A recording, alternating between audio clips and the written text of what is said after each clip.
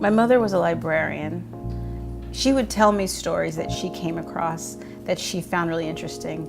She told me the story of Henry Box Brown, who was an enslaved man who mailed himself to freedom in a box, had a box built, and climbed in, had someone nail it shut, put postage on it, sent him from Virginia to Philadelphia, Pennsylvania. And so when they opened the box, he was free because he was across state lines.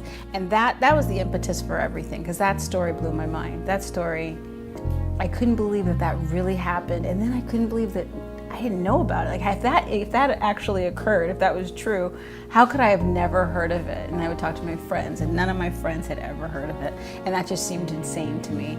Because not only was it an amazing story of such triumph and such determination and all of this, but even just the visual of it seemed like, wouldn't you tell kids this? Isn't that something that, you know, the image that children would be told and remember? And so it hadn't been. So I set out to do that, and that started with that. And then because of that, I just started to uncover more and more stories that were just incredible and accomplishments by people of color that you didn't hear about. She squinted, and for a few seconds. My name is Daniel José Olde. I'm a writer, science fiction and fantasy. I write books for middle grade, young adults, and adults. In the school system in general, in education, we have a very strict and conservative idea of who exactly has the power and who should have the power in the classroom, who is the expert, you know, who gets to say what is and what isn't, who essentially determines the truth. What we're doing is getting literature to live up to do what it's supposed to do, which is tell the truth. That's the job of literature, and it's a job that literature as a whole has failed at for hundreds of years. You know, the whole Western canon is rife with horrible stories and monstrosities of who we are as people of color, erasing who are lesbian, gay, transgender, you know, creating images of women that are flat, that are completely unreal. These legacies live on in the way that we move and walk and treat each other and think of ourselves.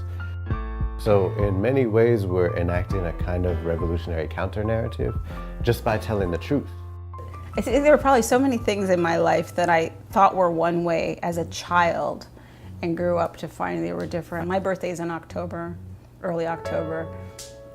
So, you know, I always felt good that, you know, Columbus Day sometimes fell on my birthday, like that was a good thing. And I think that was somebody who was really heralded as heroic when I was a child. And it wasn't until I was, you know, much older, that I started hearing the whisperings about Columbus being, you know, oh, he's not so much of a hero. Years went by, and I looked into some of it myself and found that he was a really despicable person. I mean, a really horrible person. And this is somebody who we still celebrate.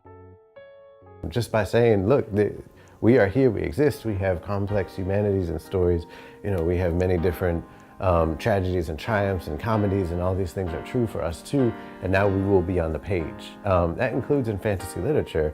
For me, that's my entrance point. As I was a young nerd of color looking for myself and failing to find myself completely, and felt acutely the heartbreak of not finding myself, that erasure. I write what I see in the world around me. These are the power dynamics that are at play. These are the people and the faces that I see. These are their truths and their stories that I hear when I walk down the streets of Brooklyn. My job as a writer is to tell that truth, and especially if I find it to be an untold truth, an uncomfortable truth, whether they're emotional truths, racial truths, truths about history, about this country. That's exactly what we're supposed to do, and that's what we failed at for so long. So that's what I'm here to do.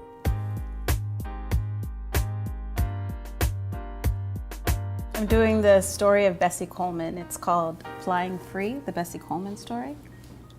It's about the first black female aviator.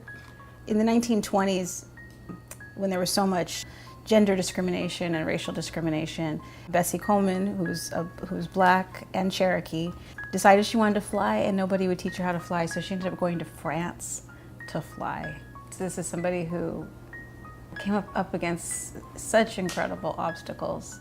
We do know about Amelia Earhart. We know a lot about her.